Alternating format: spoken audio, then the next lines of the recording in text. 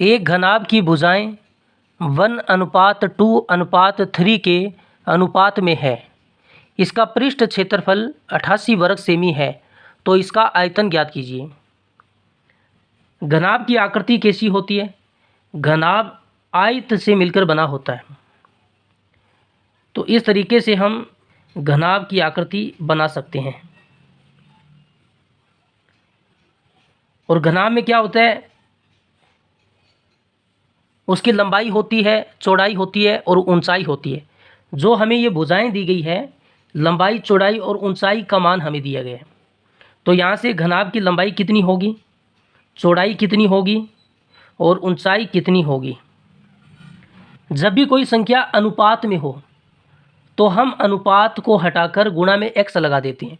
अनुपात को हटाने का तरीका क्या है कि उन संख्या के गुणा में x लगा दीजिए। यहाँ पर लंबाई का मान 1 है, अनुपात को हटाएंगे, गुणा में x लगाएंगे तो लंबाई x हो जाएगी।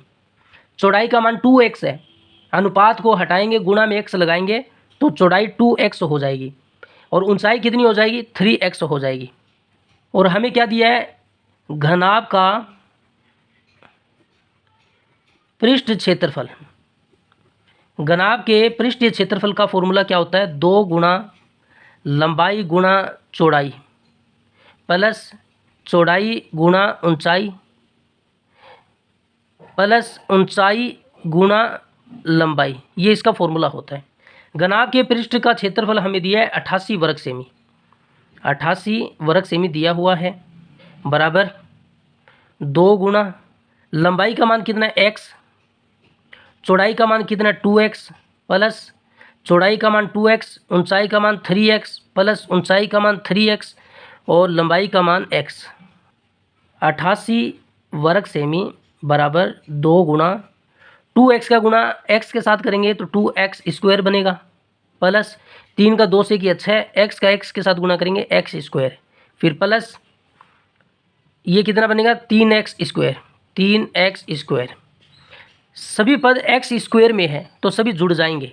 क्या बनेगा, 2 गुणा 3 और 6 9, 9 और 2 11, तो 11x स्क्वायर बन जाएगा ये। और इधर कितना है, 88 वर्ग सेमी। 88 को हम 2 के पहाड़े से काट सकते हैं। 88 में 2 का भाग देंगे तो 44 दूनी 88 होता है। 44 को 11 के पहाड़े से काट सकते हैं, 11 चौक 44 होता है। तो यहाँ से x स्क्वायर का मान क्या आएगा, 4 वर्ग सेमी। और हमें किसका मान निकालना है, हमें तो x का मान निकालना है। अगर ये वर्ग हटाएंगे तो इस पर वर्गमूल लग जाएगा, 4 वर्ग सेमी। और हम जानते हैं 4 का वर्गमूल होता है 2, वर्ग सेमी का सेमी, तो x का मान 2 सेमी आएगा। तो यहाँ से हम लंबाई, चौड़ाई और ऊंचाई निकाल सकते हैं। लंबाई हमें कितनी दी थी, x दी थी, और x का मान कितना है, 2 सेमी, तो लंबाई 2 सेमी हो जाएगी। इसी तरीके से चौड़ाई हमें कितनी दी गई थी, 2x दी गई थी, तो 2 गुणा x का मान कितना है, 2 सेमी, तो चौड़ाई का मान होगा 4 सेमी। और ऊंचाई का मान निकालें तो ऊंचाई हमें कितनी दी गई थी, 3x, 3 गुणा x का मान 2 सेमी, तो ये ऊंचाई 6 सेमी हो जाएगी। और हमें क्या निकालना है, घनाभ का आयतन। घनाभ का आयतन, घनाभ के आयतन का फॉर्मूला क्या होता है, लंबाई गुणा चौड़ाई गुणा ऊंचाई होता है।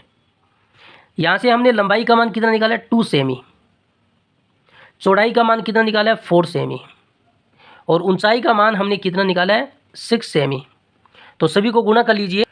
6 का 4 से गुणा किया 24, 24 का 2 से गुणा किया 48, 48, और सेमी को 3 बार गुणा करेंगे तो सेमी क्यूब आएगा, और आयतन के लिए क्यूब ही आता है। तो 48 घन सेमी इसका आयतन होगा, और ऑप्शन ए इसका सही होगा।